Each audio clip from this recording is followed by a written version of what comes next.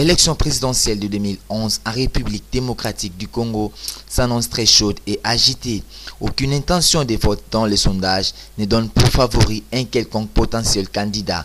Surtout qu'à ce stade, avec la configuration politique actuelle du pays, chaque potentiel candidat reste populaire dans son fief électoral qui se trouve être naturellement sa province d'origine. C'est le cas notamment de Etienne Tshisekedi dans le Kasaï, Vital Kamerhe dans le Grand Kivu et Eugène Diomaye Ndongala dans le Bas-Congo. Voilà qui complique et perturbe les calculs de certains politiciens véreux en mal de positionnement qui ont du mal à se départir des vieilles habitudes pour s'accrocher longtemps aux mamelles du pouvoir. D'où les recours aux pratiques antidémocratiques dans le seul but d'écarter les opposants politiques influents et populaires des échéances électorales prochaines. La dernière en date est celle du président de la démocratie chrétienne Eugène Diomaye Ndongala, arrêté à Moanda.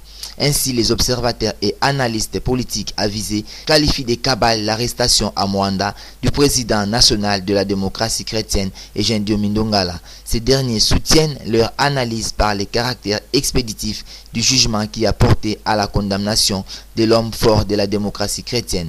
L'appareil sécuritaire et judiciaire avance-t-il est manipulé par les ennemis de la démocratie pour intimider les opposants politiques et les faire taire en vue de les écarter de la course électorale. En RDC, la démocratie n'est encore que miroir aux alouettes et ceux qui actuellement au pouvoir prétendent en être le fervent défenseur ne sont que le main de fer dans les gants de velours. À en croire les sources proches de la démocratie chrétienne, tout serait parti de la série de contacts que Eugène Diomaye Ndongala avait entreprise récemment avec sa base dans le Bas-Congo. Des foules qu'il a drainées lui ont coûté l'emprisonnement de la part de ses pourfendeurs.